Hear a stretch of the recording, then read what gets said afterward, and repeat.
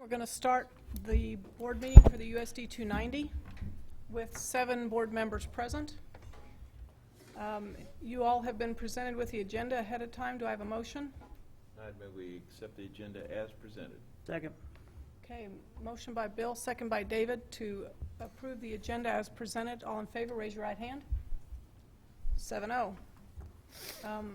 Item number 3.01 is the time when we receive comments from the public. Teresa, did we have any? Okay. All right. Then moving on to 4.01, budget review. Dean's going to start us off with that. Okay, just a couple things. I'm not going to get into a lot of detail. It's the same budget that we've been talking about the last couple meetings, actually. I did talk to Kansas State Department of Ed today. They had time to review our budget this morning that we submitted for their, not approval, but just for their review, and mentioned a couple things that, nothing major, but some of our cash balances, like I said, are getting lower, and that's always a red flag to them when they see that. We are in very, very good shape compared to a lot of districts with what we have on hand, but those numbers are declining. Several districts across the state are basically broke, can't make payments and those things, and they just want us to be aware that our balances are decreasing a little bit. They did talk about bond and interest, and one budget change that we did make was we added on the bond and interest budget, we added this 6-month tax collection. The last 6 months tax collection we had is 0, which we've done ever since I've done budgets. But they're suggesting now that we do put a number in there, so they're suggested $500,000 or $600,000 as an estimate of what the last 6 months tax collections will be.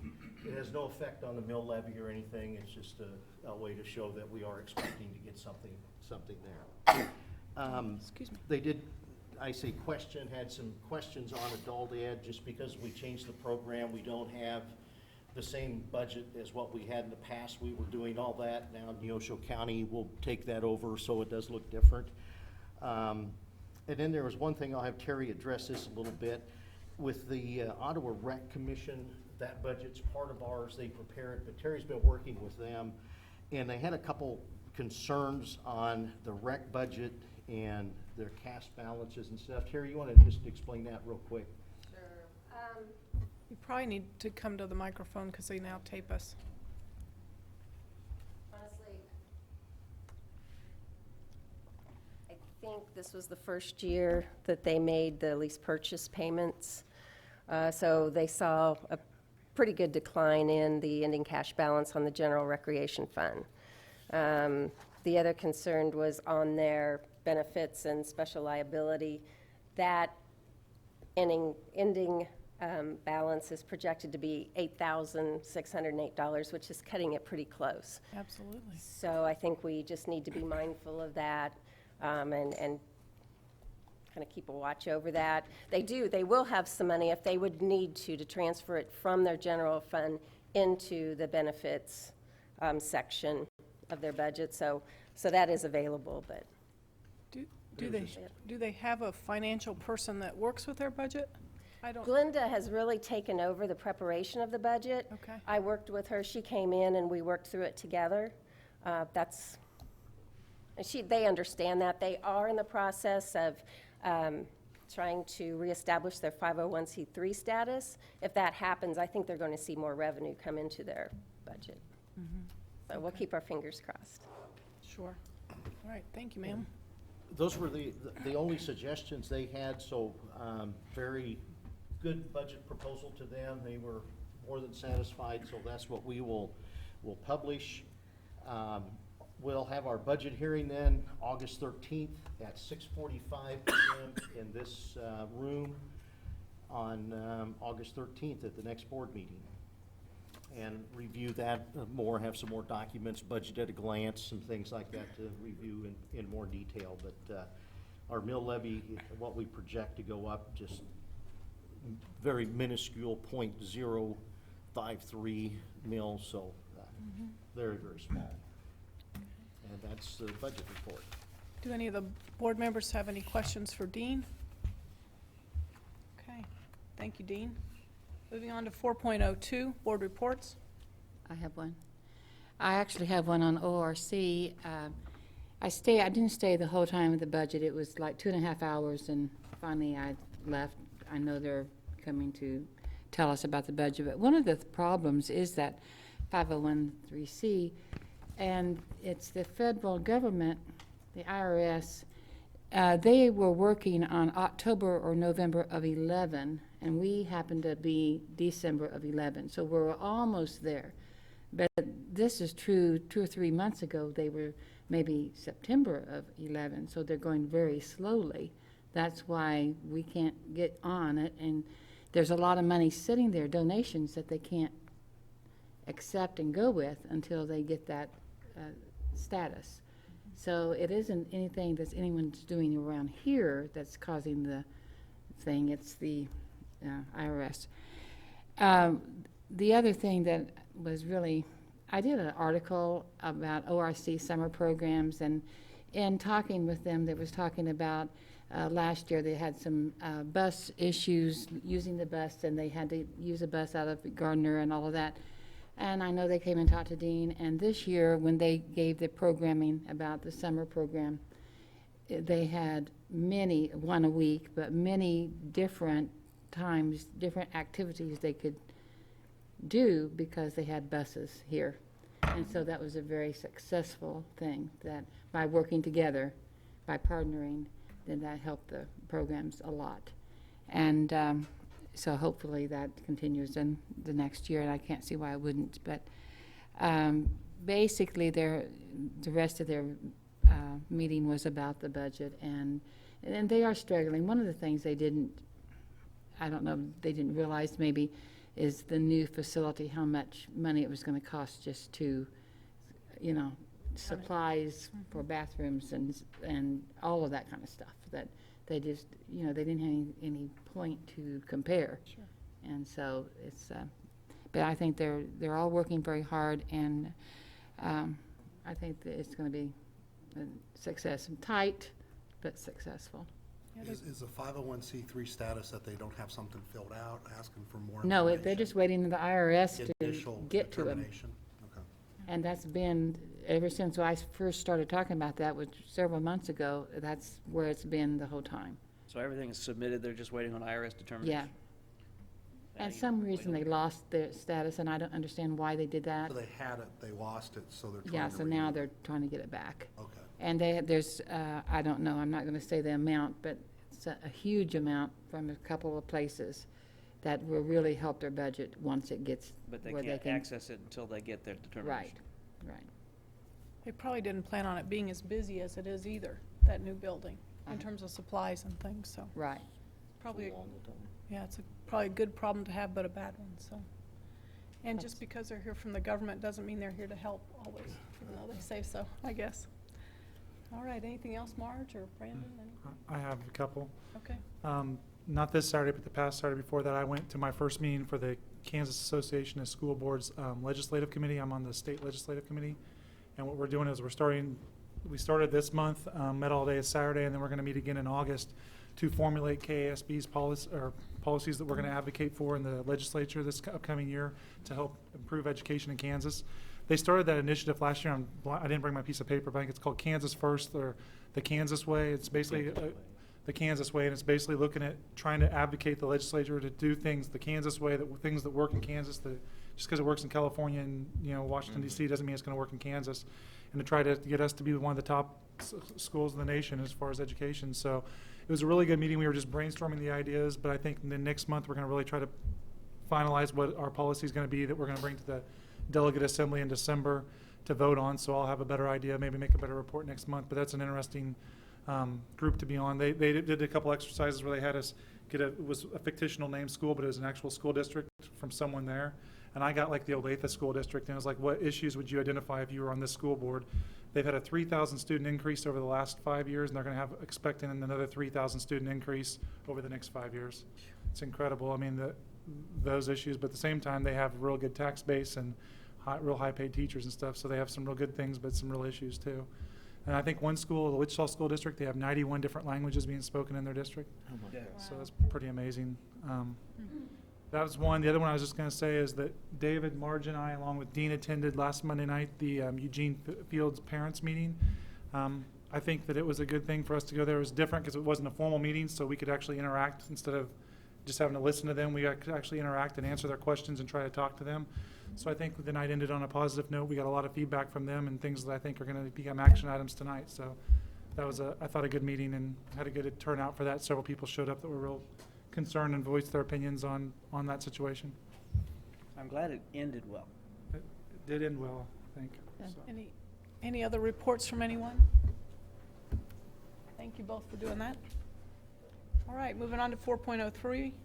Dean, Cat, Okay. report. First thing, board retreat is this coming Saturday, the 28th, from 8 to 3 o'clock in this building. I'll have snacks throughout the day, and then we'll have lunch brought in. It'll be a working lunch.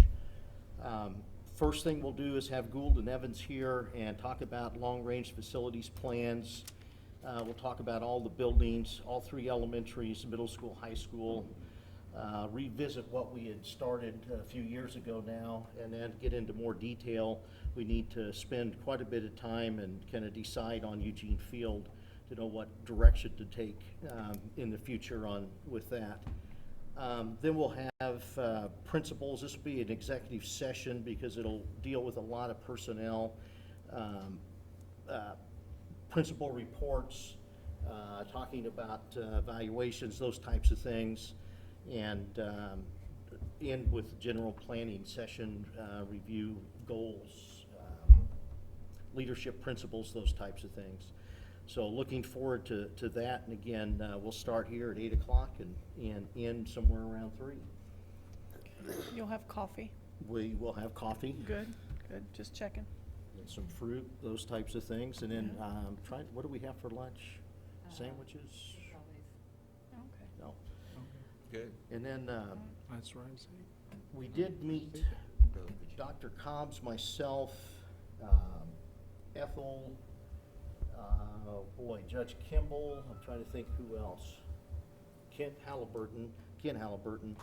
We met last Friday and talked about truancy, child in need of care, the day school, all of those things. We had a really good meeting, and this kind of is a next step from what we did with our public community meeting the other day, talking about how do we get the processes started and for day school, who gets assigned to day school, those things.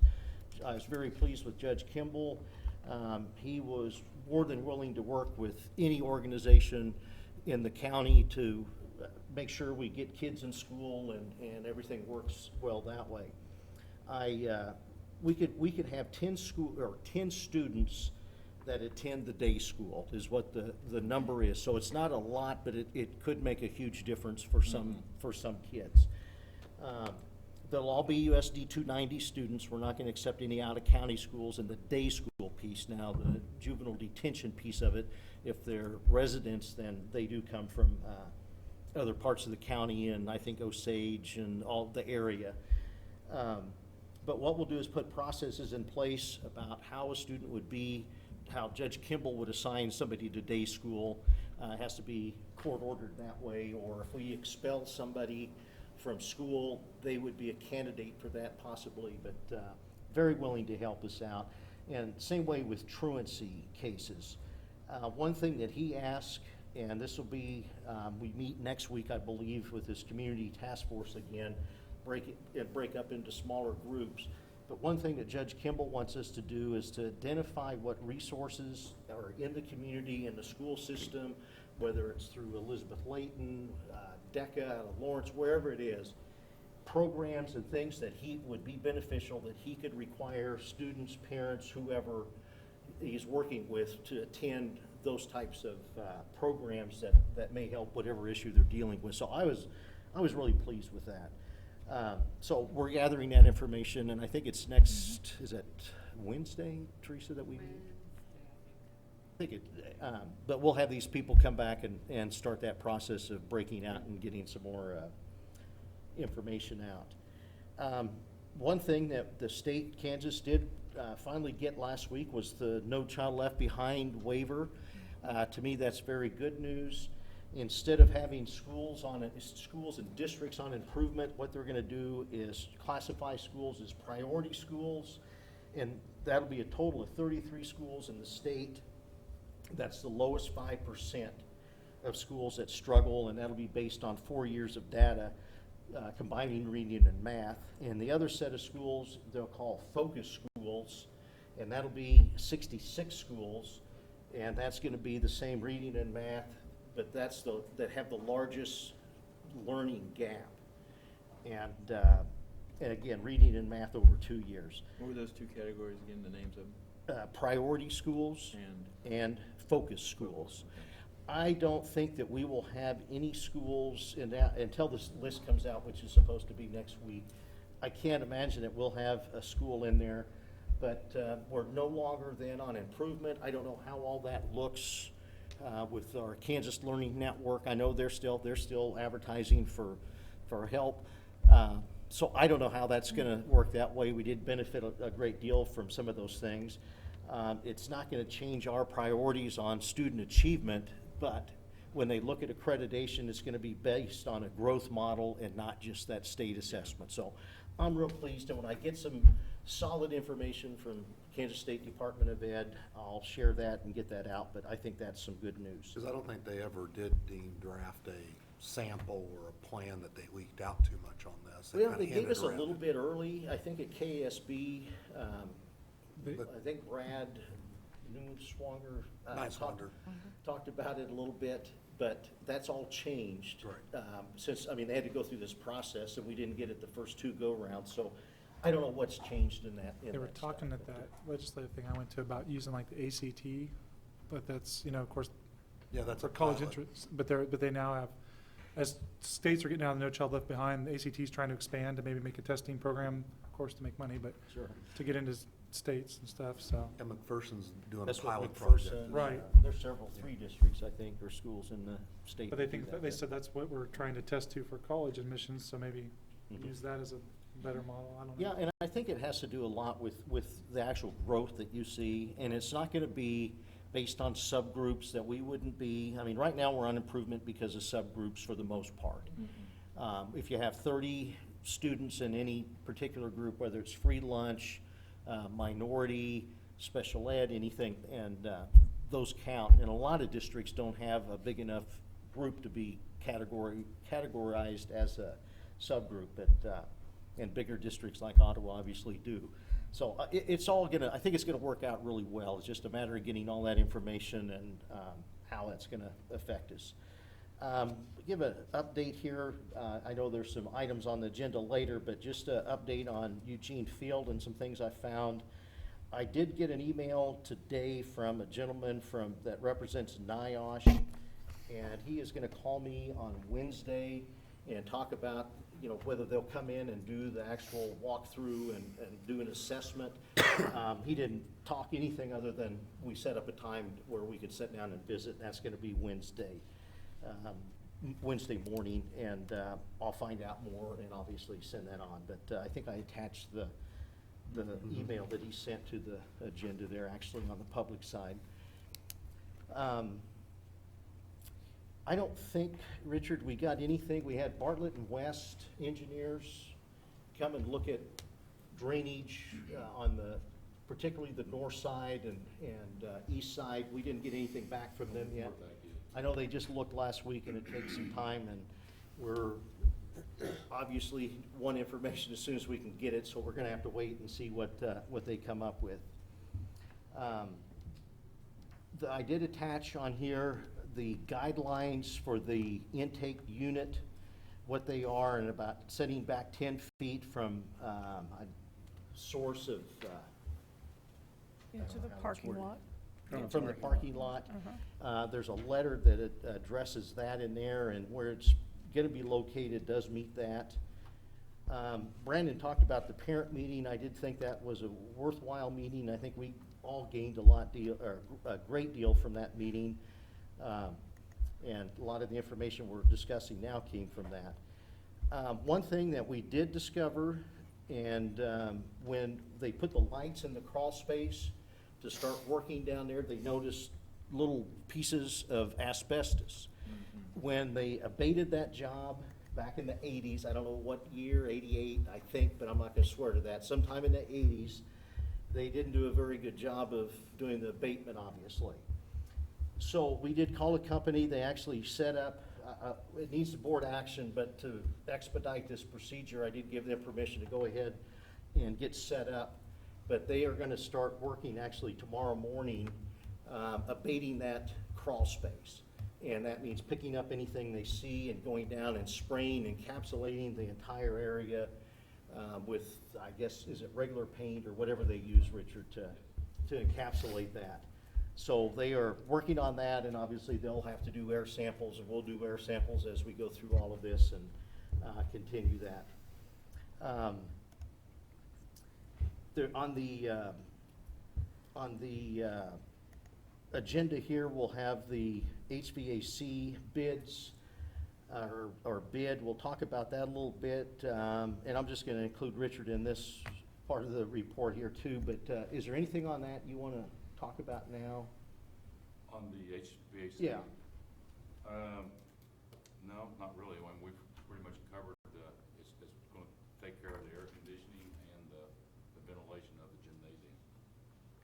And then the fire alarms, I said we were waiting on a second bid, and that just came in this evening, and there's a hard copy in front of you on the fire alarm life safety issues.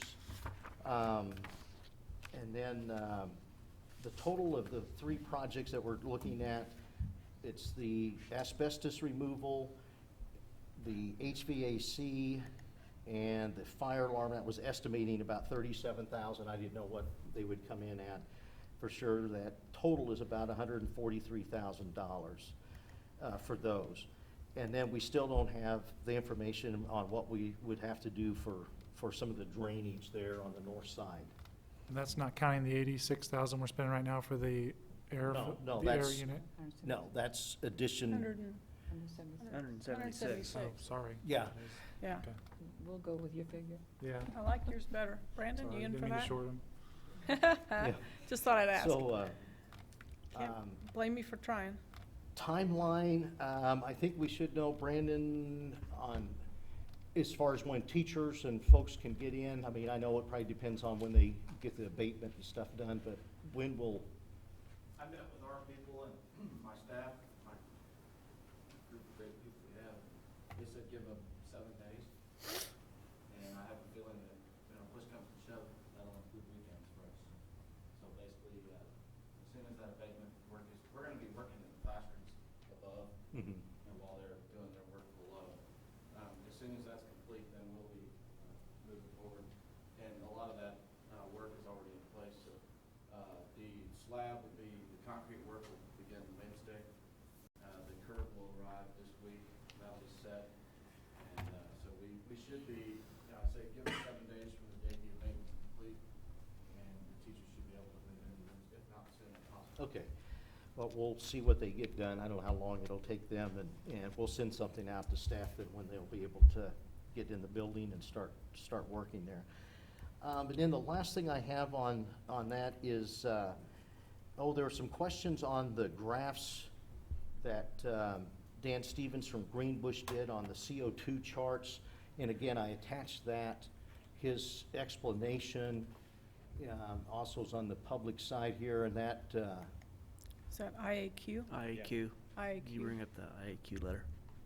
talks about that when they do the air monitoring, that it only goes to a certain level, and if it's over that, it's high, so they don't go farther. And it does look like the graph is cut off, but that's all the higher that the graph, the meter may show something, but when they graph it, that's all the higher it goes. So there wasn't anyone trying, and that's why I had him write a letter explaining that, because it does look like it just For was those that cut weren't there for the meeting, there was an allegation that someone was covering up with a white piece of paper and copying to make it cut off the peaks on the graph of so we wouldn't see how high the actual readings were. And I so, was doing that. You were doing that? We got to go. But that's how they graph it at Greenbush, and the letter that he sent explains that, but So wanted did to he try to clear explain, that up. Dean, did he explain the room 117, which is the gym, the numbers for that? It wasn't on the graph. So did they not do the gym then? I don't know, Marge. He didn't answer that one in there. I'll have to find out on that. So We have that. we'll get that. Trying to defend us and say we wouldn't do that. I didn't know you were doing that. And I believe, Susan, that was my report. That's your report? Okay. Any questions for Dean? All right, moving on to 5.01. First issue or item under that section 5 is the multi-purpose HVAC system bid for Eugene Field. And who's going to take this one, you or Richard? Or This is are we just, from BCI, same company that's working on the others. When we had talked to him in the past, or before, had him give us this bid on what that would, what it would take to put the HVAC into the gym. And Brandon, I guess that would it blow into the halls? I mean, would you cut penetrations in there, or what? I guess explain it a little bit. Yeah, the intention is to condition the multipurpose area. We wouldn't have dedicated air blowing into the hallways, however, the corridor doors are propped open, looks like majority of the time. You would get infiltration in through the corridors in and out of the gymnasium. That could be promoted with the fan, obviously, if you wanted to move that area. The gymnasium and the multipurpose room itself is actually where we would conduct the okay, Timeline on the, if we were to approve that tonight, or is this something that will finish prior to start of school, or is this something that's gonna go in after school starts? The work that would impact inside the inside of the building, we could have complete prior to school starting. And that would be, we would install a new duct, spiral duct exposed up high in the gymnasium, we would blow down at approximately 45 degree angles. So that work, the work that would impact the usable part of the school would be complete prior to occupancy. The work in the equipment rooms out back would be completed into the fall. And the lead time on the equipment is roughly 6 to 8 weeks for that type of equipment. Okay. The other impact, and I guess the time critical part of this would be changes to electrical requirements. I saw that. If the engineering deems necessary, which we anticipate that it will, that would require that we upgrade the electrical service to the building, which would mean that we would trench across the alley and across the existing parking lot and place a pad-mounted transformer on the west side of the building. That work would have to begin immediately, and we could have that, barring any changes in weather, we should be able to have that roughed in, We do see some changes. Yeah. prior to occupancy, prior to school start. What would the ramification be if we held off 2 weeks? The ramification, the big thing would be the electrical. There's gonna be interruption in the service to do that work. And so that is, unfortunately, it's time critical as far as that's concerned. When you say interruption in the service, are we talking about a day's worth of interruption, a week's worth of interruption? Yeah, a couple of days, I would say 2 days. Well, we're hopeful that the weather does change. But, yeah. I have a question. I know your original bid, the ventilation thing. Are you putting ventilation in the gym, multipurpose room, whatever you want to call it? In the work that we're under contract now, Yes. no. Okay. So then you would add just the air conditioning for that section, but no ventilation It would part. be both. It will. Yes. The outside air for the gymnasium, there's an existing louver that's located in the courtyard, would be the southernmost courtyard of the two. And it's on the north wall of the southernmost courtyard, there's an intake louver. And actually, that's most likely the access path that we would take to remove the old equipment and place the new equipment into the building. And so that unit will air condition, heat, and ventilate that multipurpose room. your list, one of the things that's not included, or it says asbestos removal if required, are we getting that done now or not? That's, yeah, I think that's part of it. That's The part of that. asbestos removal is a different bid. I know, but isn't it getting, because I he think had an everything item that here. is on Is that. that gonna help you or hinder you, is what I'm asking? I mean, is it gonna be needed more asbestos abatement, or just what we're doing is gonna be sufficient? If we replace this air handler, I spoke with Richard and we discussed it. There is a small portion of asbestos that exists on piping. Mhm. And I mentioned to Richard, whether we do this unit or not, I would recommend that they go ahead and have, it. I think he's included that into the. Right. in that He project. Okay. Yeah. All right, We offered to re-insulate that final investment. So it wouldn't impact, I guess your question, it would not impact the performance of this project. Utility transformer, that's a city's price. Is it available? Yes, They have one available, for this project? yes, according to what they've told the electrician. And is that a firm price of 6,000, or could they not narrow that down some? As far as I know, that's a firm price. I think it's just a standard based on their cost of the transformer, I believe. Okay. And Dean, with this one, since we only got one bid, do we need to bid it to 3 other people or get alternative bids, or because it's a large, well, at least the last 2, we had 2 bids. Looking at it again as the design build because of time constraints, but, Okay. So you're saying because of the need, we're gonna waive the bid process, even though it's a substantial amount? yeah. Okay. There, he's looking at it as an adder to an existing project. The way I understand this, so even if we approve this tonight, it's not gonna be up and running with cool air day one when the kids come in, right?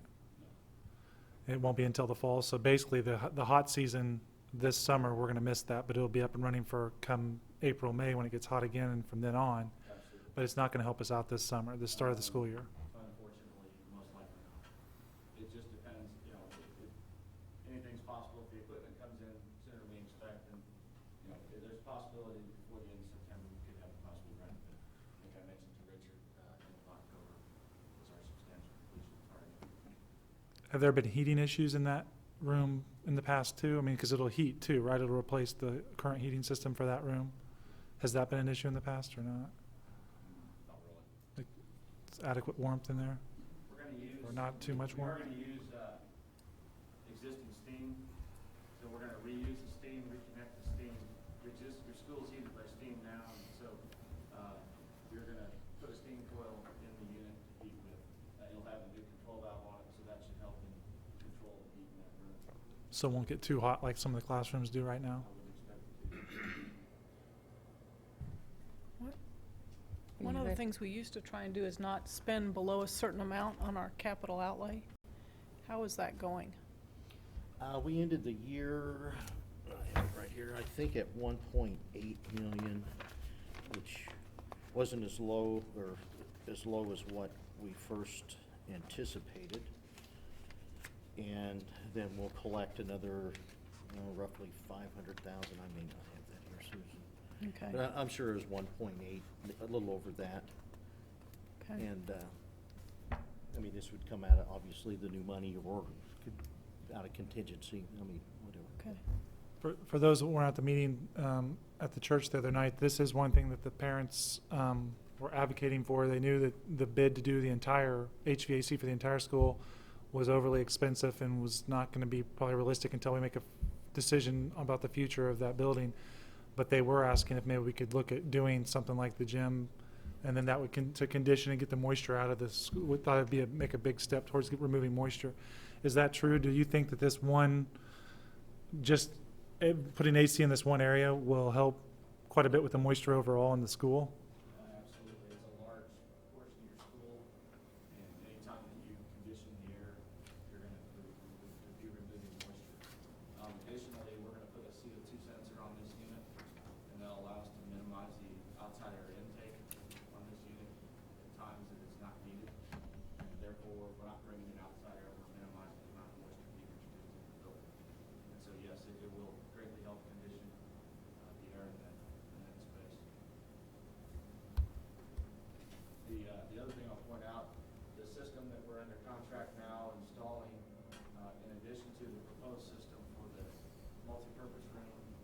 both of those systems, including the controls that control those, will fall seamlessly into the entire building HVAC should you choose to do that. So it's not like you're throwing good money after bad. You're putting in pieces of a component that will make the entire system. Okay.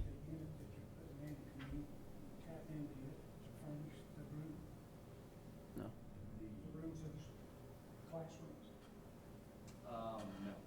The unit for the multipurpose, it'll be size specific for the multipurpose. Yes.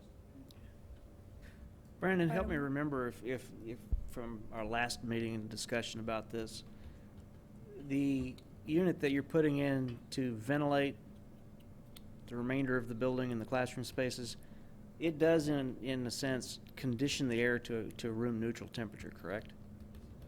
So we're conditioning the air in what we're currently doing for the building. So we are in a sense drying the building out with that unit also. It will assist in drying the building out if the building is, if the air we're gonna put in is gonna be dry, room neutral air. Right. So, and then any air we're evacuating for the building, whatever it was in the building, if it was moist, it will be leaving the building, That's correct. being replaced by dry air. Yeah. And I would point out that the air that we're supplying is supplied to the classrooms, the occupied classroom areas only, and the administrative staff. We're not putting air into the corridors. Okay. But the gym system, like you said, if the doors are propped open, will be providing some benefit to the corridors. Yeah, you'll have infiltration, air movement back and forth between. Okay. Thank you, Brandon and Brandon. I'm willing to entertain a motion. if I motion anyone's- that, I move that we table this until we've had a chance to make our decisions about the master plan. Does that, do we have a second? I'll second that. Okay, discussion? I'm not saying that there's a problem with doing this, Right. but let's do it in light of conscientious decision-making, not just reacting to the situation. Except no matter what we do, what we decide next week, they still will have school there next year, the next year, and the next year, or whatever, until we decide what we're gonna do.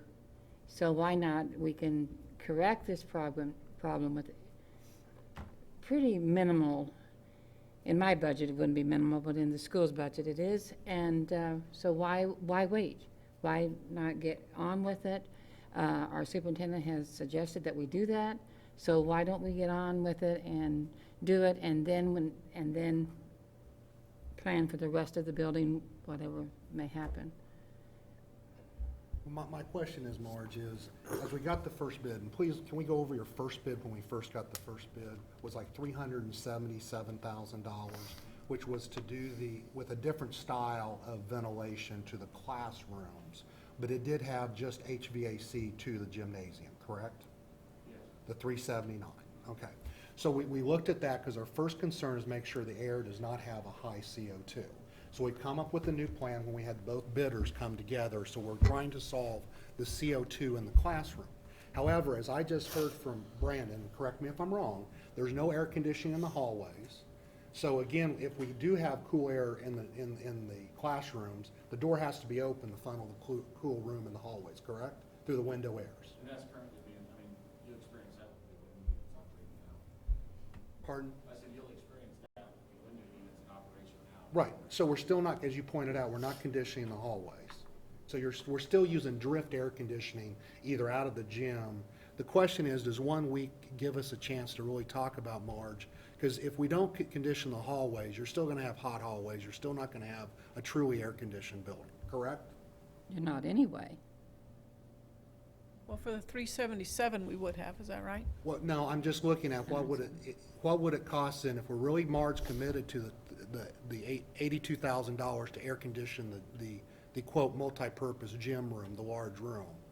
What would it then to take the windows air out to solve the noise problem? Because if I remember correctly, Brandon, the system we're putting in could be attached and do true air conditioning as an add-on, correct? So we're piecemealing this. And I guess we started off at 379 as a solution to to do the rooms and the large room. But the question then becomes, we've now piecemealed another part that we still don't solve the issue of the noise and the window airs. Or the hall. Okay, but you're not saying that we could air condition that whole building for 386,000 or whatever it was? Yes. No, but No. he's done a fantastic job of coming in with the first solution from 379 down to 176, plus now 82, which in my simple math brings us back up to about, 260? Yeah. So my question, I'm just asking out large, are, because of the time frame, we're trying to solve very quickly, and have we really thought this through? I mean, that's my question. And that's been my contention. I think we're jumping hurdles trying to accommodate a situation and to alleviate a red button issue, and we're not thinking through the process of what is the long-term goal.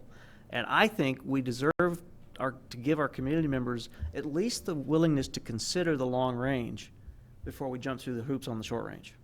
We have alleviated a problem by putting One in the problem. One problem. we've alleviated a problem. A problem. We have not necessarily cured everything in the building, nor would we by even doing this. So why piecemeal it? Let's take a longer view and figure out what it is we really want to do with that building before we go adding any more money to it. And my point is, I'm not convinced that even if we do the CO2 add-on right now, we solve the problem because we're not really addressing the whole building, the hallways, and all the other activities. We're doing the first part, so we're putting new air and tempered air into each classroom. We're drying it out with this additional in the Well, we're gym. trying to lower the CO2 to get fresh air in. I think But that's we the also have first. to dry it out because of the mold that we don't have, but it's there. So my question is, Marge, would it be more thoughtful that if we've been able to come down from 376 to 280, what would it cost to go ahead and add the air conditioning into the system?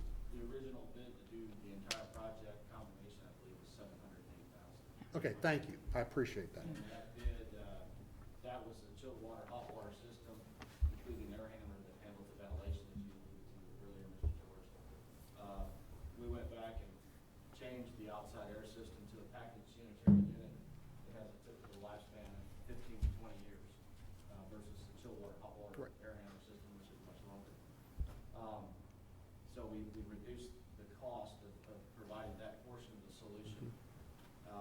Additionally, then, the proposal that's on the table now for the multipurpose room provides a reduced cost with a system that's dedicated only to that multipurpose room. You know, there's cost advantage, first cost, and that's reflected in the cost difference of the 379, 380, whatever it was, compared to the addition of the existing contract with the new proposal. If I recall, it was $420,000, $422,000, I think is what I went back and revisited the numbers to basically convert the existing steam boiler to hot water, replace all the hydraulic piping, put all new fan coils in all the classrooms and all the hallway locations, including direct digital controls, etc. So that would be, I guess, if you looked at the ventilation project under contract now, the proposal that's on the table, and then if you went forward and changed out the window units, took out the steam radiators, went back with the fan coil unit, and provided new hydraulic piping into the system. It would be what?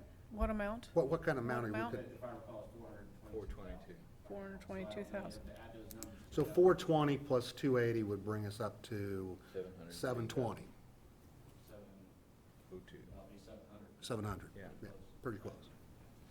But if we did the 422, would we still have to do the gym, or is it, okay, so we The would. gym- Yeah, the Okay. gym would be separate, and there would be some,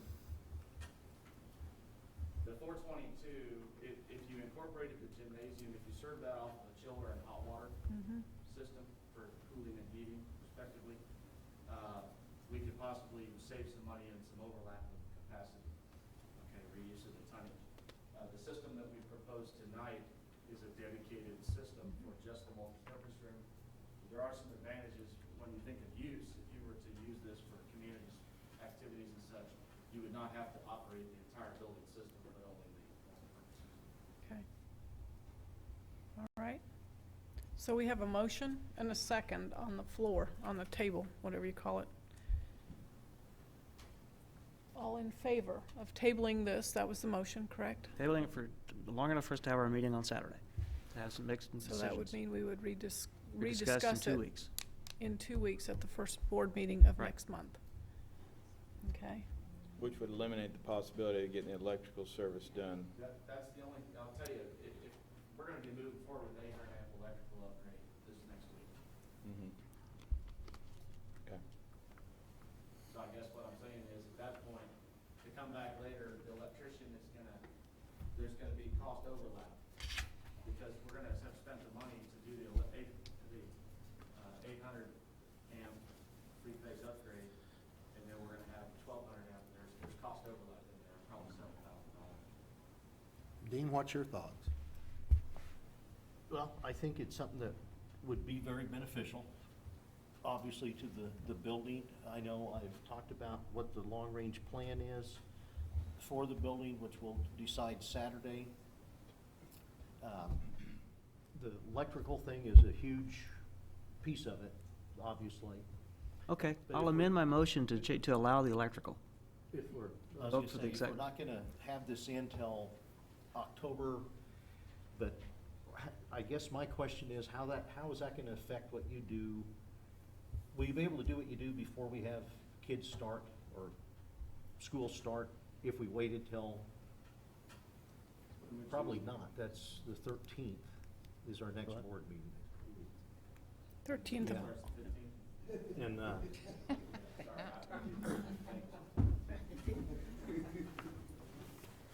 Yeah, that's pretty tough. Board meeting Saturday. Mr. Cass, can I say something?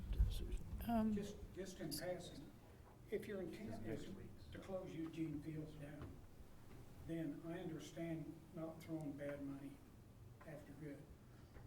But under the same hand, if your long-term goal is to, at some point in time, upgrade to the high vac and spend the money, why wouldn't you upgrade the electrical to go in one time with the higher capacity, and it'll cover anything you wanna do? If it's a year- Susan, I did make an amendment to my motion to Right. table with Do the I- exclusion of the. I'll second that friendly You have a amendment. second. Go ahead and include the transformer update at this time. so you're getting this, Teresa? All right, so we have a motion, and a second, and an amended motion to include the electrical. For the city transformer. Second by Now, Dennis for the Let city. me make sure that you understand, in the $82,000, the 1200 amp service is $26,000. Yeah. The other service is like 6,000 or 8,000. That's the electrician's cost. So the we have trenching involved across the parking lot, included in that $82,000 price. So Okay. there's trenching across the sidewalk. and parking lot. 1/3 of the cost is the electrical. What's that? About 1/3 of the cost is electrical. I'm going to advocate at our retreat that we work to replace Eugene Field and not use it as an elementary school. I don't think we can make Eugene Field equivalent to our other elementaries without significant structural changes to that building. One of the reasons we kept that building is because of the beauty of that building. And I don't think you're going to be able to retain that. I also don't think that site is conducive to expansion, to the playground we need. I don't think a 4-unit school is going to fit there. Having said that, I agree with Marge. I think we're going to be using that building for the next 3 years. And I know that window air conditioners are a pain. All 3 of my kids went through Garfield and had window air, and it was a pain. Mine too. Mine But too. you put up with what you put up with. I mean, it's the best we can do right now. And I can't see spending another $400,000 on a building I don't think we're going to be using. So, my mind, this is a good short-term solution for the next 3 years. Brandon, you had your hand up?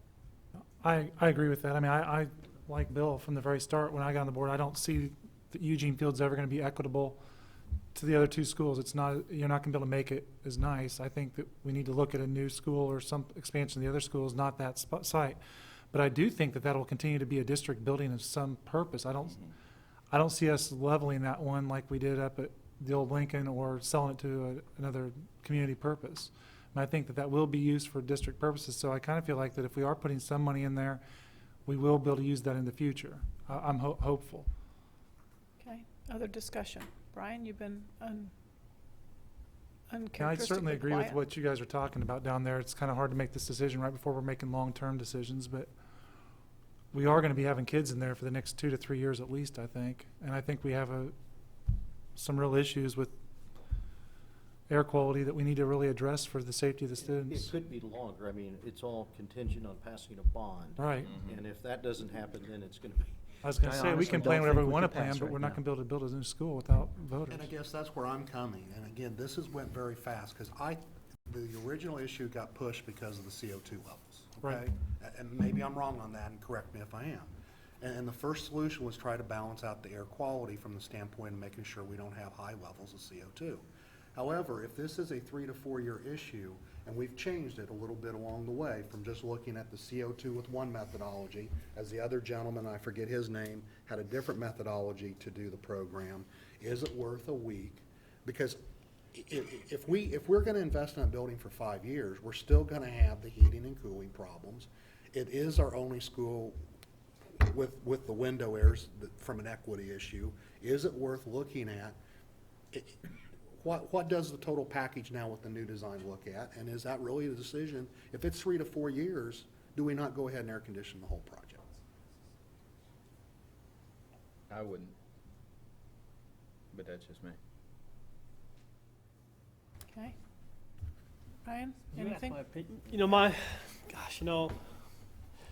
having only been here 7 years, to me, Eugene Field is a unique school in that it's currently the only two-story school we still have. It's an old traditional build as far as the architecture of it. I mean, it's fantastic. Architecturally, it looks great. And we have spent a ton of money on that school in the last 3 years. And I'm of the opinion that a little bit more for the safety and comfort of our staff and our students. Window air conditioners aside, they're noisy. That's something that people are going to deal with.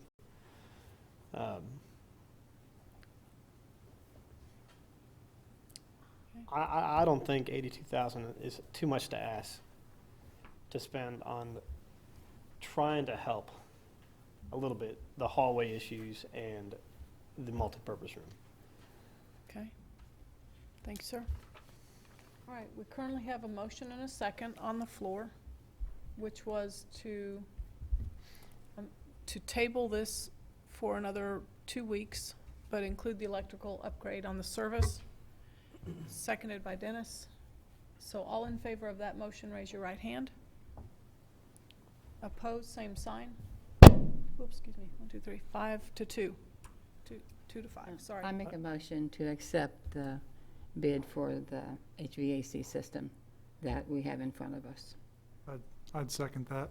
Okay, we have a motion by Marge, second from Brandon, to accept the bid. Discussion. Okay, I think it's misguided to do it without putting long-range planning in place first. okay. Duly I'm noted. not opposed to adjusting the air conditioning of that building, but I think it's misguided on our part to spend the community's money on a project before we've made a decision about what our long-range goal for that business is, for that building is. And I don't completely disagree with you. I wish this issue would have come to us a lot sooner than it did, and I'm not blaming anyone in particular, but I talked about that at the parent meeting. I wish that board members would have been brought into the loop on this quicker by parents, teachers, administration, staff, that there was more issues than, it wasn't until April when we were told there were high CO2 levels. And then it wasn't until we came in on that morning meeting, that 7 a.m. meeting, where I thought we were going to do a 5-minute vote, and we had a room full of people complaining about multiple issues. That was the first time I knew that there were significant issues. I knew that Eugene Fields was an older school that didn't have all the modern amenities of the other two schools, but I didn't know that there was student quality issues, and staff quality issues there. So I think that we're being kind of forced, but at the same time, I don't feel like we should be putting staff and students in an environment that's See, and I don't think we are. hazardous, By holding off to it. potentially hazardous. I don't And think we are. I agree. I think we've done the air quality samples. I think we're doing a lot of good things, but if we can make it a little better to ensure that, I think that we should. And my point is, if we're really gonna end up having this building for 3 to 5 years, because in the economy, I do not see us passing a new bond issue. Unless it's for a new high school, because everybody always supports high schools Sure. when we repurpose buildings. But if we're really gonna be here for the long run, which is 3 to 5 in this day and age, this isn't gonna solve the whole problem. It'll get us CO2 in there, and it'll have air conditioning in the gym, but it doesn't solve the full environment in the long run, and that's all I'm asking for. We tackled the first problem, it doesn't solve all of it, and in a rush, you can start piecemealing it to where you never get it to exactly where you wanna be, Yeah. which is, And that's exactly my opinion. I understand. So we But we have kids going in there in less than a month. but Marge, we're gonna have the CO2 solved, we just won't have the air conditioning even until, best case, November 1st, right? So even in the hottest period until November, we're not gonna have air conditioning in the gym. We'll work to make that as soon as possible. I mean, it's possible to happen sooner. The system that we proposed, just so you know, can be utilized in another facility. This system is very common, so it's not like you're putting in something that you need for special. And kind of, I guess, a contradiction to your point, the piecemealing from an engineering standpoint, contracting standpoint, that we've really studied the building, spent a lot of hours in there, and really tried to make suggestions and propose a system that would seamlessly go into a building. ECAMR engineers, basically reviewed and suggested that. So in other words, this is more of a suggestion for staging as opposed to a reaction to a problem. Is that what you're saying? Okay. And did I hear you right that we 2 years close Eugene Fields completely? You could lift this unit up and hoist it and take it to wherever? Now, the air handler that we'll put in will be multi-position, so it could be put in, you have similar systems over at the CTEC building, similar equipment in other buildings around the campus. Maintenance building, okay. In the same way, the ventilation unit, it can simply be lifted up and relocated to another facility or another part of the facility should you choose to have it all. What about your electrical transformers? Are those permanent once you put them in, or are they? Belong to the city, I'm not knowledgeable. Okay. Will we, And we can't steal city property. Can't steal cities. we can't They steal don't city typically take them property. out once they put them Okay. in. Will it give us 4 pipes at the high school if we want? No, I'm just kidding. That's just another issue. All right, so we have a motion and a second on the table. All in favor, raise your right hand. 1, 2, 3, 4, 5. Opposed, same sign. 5 to 2. Moving on to 5.02, Life Safety System for Eugene Field. Oops, already clicked on that. This was brought up by one of the parents at a meeting. Yes, and we did get, there are two, one of them is attached to your information there. Didn't put that on the public side just because we didn't have the other bid. I'm just trying to, Richard, you want to talk about this a little bit, because I'm not sure Okay. what I'm looking at here yet. Up We there. had, we've actually got two separate bids, one from Heartland Alarms and one from Tech Alarm Fire Systems, to address the fire alarm systems in the building.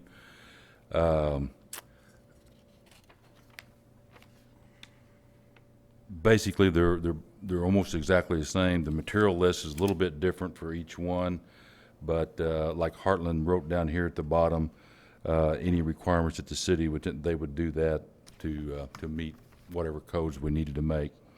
And I'm sure Techlarm would do the same thing. So basically, the two prices is what you're looking at. I think the only difference that I kind of this came in kind of late, didn't have a lot of time to study it, but the one system that Heartland's putting in is also going to monitor the modulars as well as Techlarm. Heartland's going overhead with theirs, and Techlarm is going to have the school district do the trenching and put it underground. So the two prices that you see there at $32,750 for Heartland and $36,599 for Techlarm. Do you know if an enunciator is required? Because it says under E on that, that if an enunciator is required, it'll be an additional 513, which would bring it to 37,000 basically. It's not required. It would just be, let's see, where are you at there? E? E right above his signature. Yeah, that was if we wanted to put the controls like in the mechanical room, and then the principal's office would have the enunciator. Let's see, isn't that what you had put in there for like that? Okay. It's gotta be, the enunciator for the panel is gonna have access. So if Okay. you put the panel in like a secure room or something like that, for some reason, because we had no idea where you would want the panel. Right. Okay, Good point. That's why I had Okay. it on there. All right. okay. Thank you, sir. Is Heartland the one who has the rest of our systems? in Yes, the they got schools? all 5 of our other buildings, or 4 of our other buildings, I'm sorry. Do Okay. they do like the maintenance and the testing and the upkeep on those? They do the monitor anytime, they call us with, when there's a situation that comes up in the school, there's an automatic thing. Tech Alarm would do the same thing. I mean, there are monitors, it was in there as well. I think it was $24 and something a month, extra, and Heartland's is about that same price per month for that monitoring, system. So, the only difference is we'd have 2 separate systems. And Okay. Tech Alarm is a local company. Tech Alarm is out of Olathe, Okay. Kansas, and Heartland is out of Topeka. All right. So, Just a excuse me. question, Susan. As far as on the Heartland information here, the enunciator, I mean, is that included, or is there something Yes. that's in there? Okay. All right. So And- we've had excuse me. I'm sorry. I was going to say, Richard, the way I understand it is, right now, we are meeting code because we're grandfathered in, but we're not anywhere close to what modern fire code would be for this building. And there's a chance, the way I understood it from you, Dean, is that by us doing construction, that's going We're to get gonna rid of have to- we're going to have to make upgrades anyhow. 'Cause we're At gonna some lose our point, we will. grandfathering. I think Brandon has already, the city, when he went down to get our permits for the ventilation system, they required alarm systems to be put into the ductwork anyway, so that was going to be something we had to do anyway. And I think, did you figure yours in and that, so both of them has figured that in this bid, is that correct? Or is that bid toward Brandon? I'm putting in numbers to account for hooking up to whatever they supply on their end. Okay. Okay. So that would take care of both situations with both of them, so. Okay. But like, yeah, you're right. It's when we get ready to do a major remodel inside there, then we would have to do this. This would just move it forward. So for the art building that is just kind of over there by itself, The what? the art building, this will take care of the safety of those kids in the art building. Yes. If it's there's got- a fire, You then- figured the art, and I think you figured the art, both of them figured the art building, or the art house, The modulars. and the 2 modulars. Yes, Okay, And they're all linked, so if one goes off, it goes off everywhere. that's correct. Okay. but that's not true now. No. So we've had it. Right now, and I think were you there when we actually blew the thing? Right now, I couldn't believe, honestly, there was 2 horns, one on the second floor, one on the first floor. And I thought there would be more than that, but there's not hardly anything there whatsoever. Yeah, there's 2 pull stations, I think, one in the middle of the hallway downstairs and upstairs, one upstairs. Okay, but so, with the horns. It was state-of-the-art when it was put in. You got it. yeah. So But we- this will put this school equivalent to Lincoln and Garfield as far as fire It's the same safety. system. Right. Okay. So we've had information presented. Do we have a motion? Well, I'd move to approve the Heartland bid on the low bid for $32,750. I'll second that. All right, it's been moved by Dennis, seconded by Bill, to approve the Heartland bid for the amount stated. Any discussion? All right, all in favor, raise your right hand. And there's no one opposed, 7-0, Okay, thank you. okay? Then we I have. just had one question, Okay, and maybe you talked about, what, the work to be done when? Oh, yeah, I was gonna say too. As soon as possible. Okay, prior to school. He says it's about a 2-week project. It's gonna take some time before we let him get in there, so it's gonna be real close. But Okay. Plans have to be drawn and submitted to state and city authorities, and have to be approved by them before anything can start. So after school gets started. You gonna work nights and weekends? you pessimist. All right, moving on to 5.03, approve asbestos abatement for Eugene Field. This is one that I feel we need to do right away, just, I mean, not like I said, they're gonna start tomorrow morning. I'll move to approve the abatement. Second? Maybe. Second. All right, moved by Dennis, seconded by Brian to approve the asbestos abatement as presented and attached. Any questions or discussion? Richard, have they gone through Well, the fire entire safety, I don't care school about just to make sure asbestos. there's no remnants anywhere else?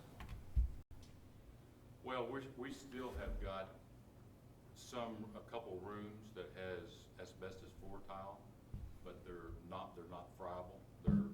They're encapsulated. solid, They're encapsulated. Okay.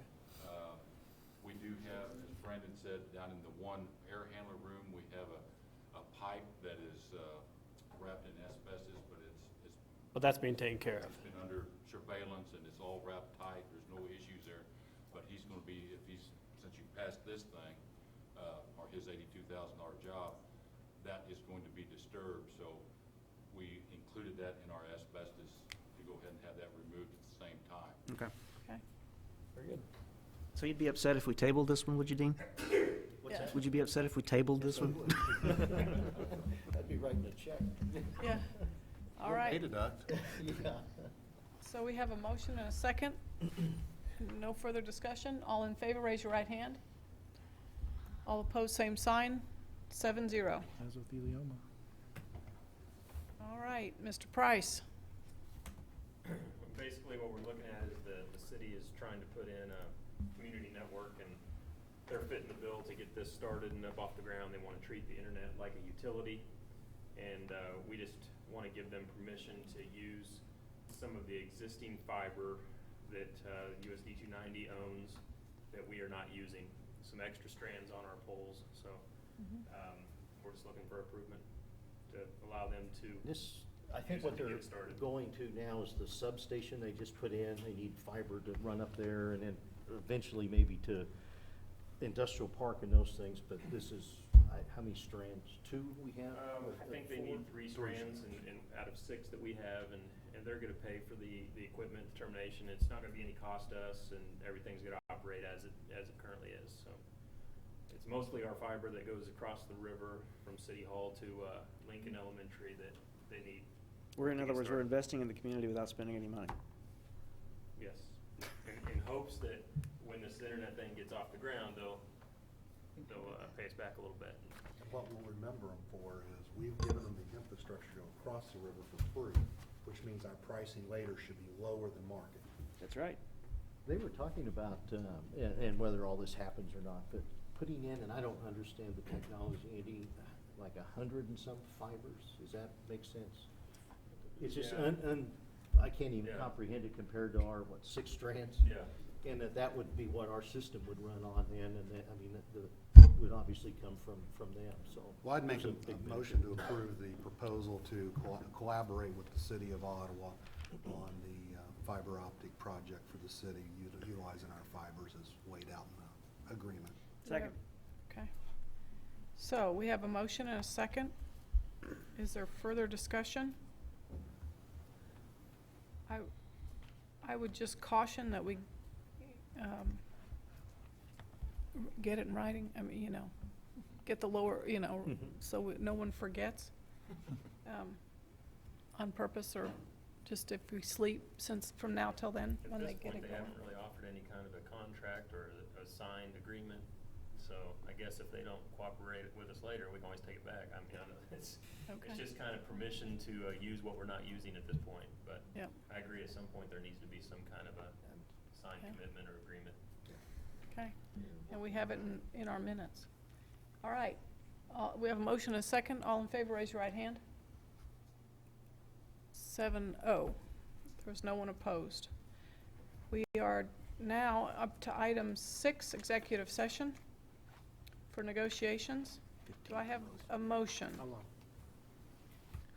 Madam President, I move that the board go into executive session for the purposes of discussing matters relating to employer-employee negotiations, whether or not in consultation with the representative or representatives of the body, and that the board return to the open meeting at, what do we say, 15 minutes?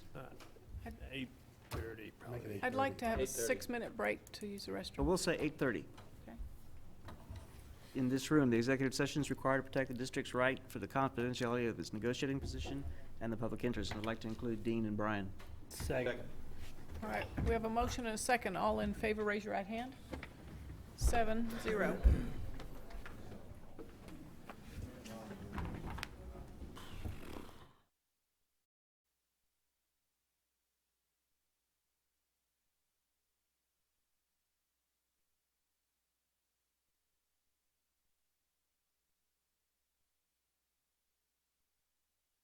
Dennis moved and I Okay. nicely seconded. Okay, so We're ready to everyone go. has a list presented there. Any discussion? All in favor, raise your right hand. 7-0, with some regrets. Announcement? Susan, can I make Yes. one comment on personnel? Mhm. With what you just voted for, that transfers one of our teachers from third grade to the gifted coordinator, so we will have a third grade opening at Eugene Field that we. Garfield? Process of looking over. Garfield, you mean? Eugene Field. At Eugene Field. Yeah, Okay. Julia. It says Garfield on the, It's gonna says be, Garfield. approved her Oh, as it the does? gifted Yeah. teacher, so she will Just got that the last be time. replacing her. Oh, you said the wrong Oh, thing. I'm sorry, what, I did, it's supposed to be Eugene, I Okay. guess. I'm sorry. because it It says. says That- Garfield that's- on our It's a computer. misprint in our agenda. Yeah, it's Eugene Field. Okay.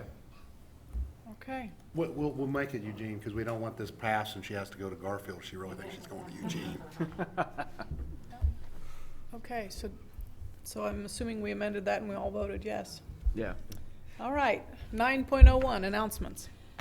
I'm going to be out, well, I'll be in and out, but tomorrow I'm babysitting grandkids, so I'll take a vacation day and have to make some phone calls, about the board retreat, which is Saturday, Gould and Evans, and get some things, but I'll have the kids with me, so I'll do that, and then just a United Way meeting at 5 tomorrow. Saturday, again, is the board retreat. We'll start at 8 o'clock. And Monday, geez, that's, Monday the 30th is our advisory committee meeting at 11:30 here. And I don't know, had a couple RSVPs. How many have you received? 10. Have you? Okay, so we'll have a pretty decent crowd, good. Awesome. And then we'll have IBB, 5 o'clock again on the 30th, Monday night here. Tuesday, the 31st, I believe that's the day, I had a question mark on my calendar in my phone, that they'll be interviewing candidates for the, what used to be OFCED, which is now, OFCED. Franklin County Development Council. Council, Yeah. yeah, committee. You just leave the. And I'm gonna help with that in the afternoon on the 31st. We do have our, I think, the last KLN webinar Wednesday the 1st. That's the first day principals are in, and we'll just start the process over. David, you had mentioned about Friday the 3rd, about training. Is that something? It's something I would like to do. I'm not sure I can with my Okay, schedule. Susan has conflicts too, so she can't go, but if you do, let me know ASAP. I'll look at my schedule again Okay. and see, and I'll try and let you know tomorrow. And then Monday, August 13th, is the first day for all staff to come in. That's when we do the staff breakfast. The president usually says a few words, Susan. A Yeah. few words. And I actually have a speaker coming in to talk to staff and hopefully So he's gonna use the motivate. speaker. We'll have a very good start of the year. Who's the speaker? Or is it a surprise? Monty Selby. Thanks for chocolate. He does a lot in the middle school and things. He's from Emporia State. Will there, Be more of a motivational, talking about classroom management type Rob things. Riddles. And then we do have a board meeting that night on August 13th. Early. Is it good? And the 15th, mark your calendars, is the new teacher luncheon that the chamber hosts at Garfield. And that'll start at 11:30 on Wednesday, August 15th. And we have the board meeting early for budget on the 13th. Yes, sir. All right. Yep. Budget hearing, 6:45 on August 13th. and we still have IBB Yeah. every We time. end a little bit earlier. Do we have pictures on the staff breakfast? Yes. We usually do. If you're there, I mean, as a board member, you'd want to get your picture taken. If you're not there, we can work something else Get my out hearing aid on. I'll get your hair done. and That's do Mr. IDs Stevens, then. that's not Mrs. Stevens. Madam Chair. Well, you need to get your, okay, don't forget to get your hair done before the staff breakfast. Okay, you make a motion to adjourn, second? Second. All right, motion and second, all in favor? All right, 7-0. Thank you, everyone. Did you vote with the wrong? Yeah. They don't look good when you sit Wow, in the counter in Susan. that little box. I know, that's what it will be when you get it in. Pretty scary. Well, this is gonna. Okay. I try to Oh, no, get out of here. hope by the end of it, they get that it's gotta be respectful. What's that? I hope they get that it's gotta be respectful. You know, we need to There we go. Huh? kind of have an MC. MC, yeah. Living it up. Glad I did that. I told Sarah before I left, I said, I'm hoping for under 10 o'clock. She said, oh, Mom. Well, What is the theme for the guy who's gonna speak? This Theme man this year talks for the really guy who's loud. gonna speak? Chuck and I, the Not first really, I mean, meeting, Chuck and I were sitting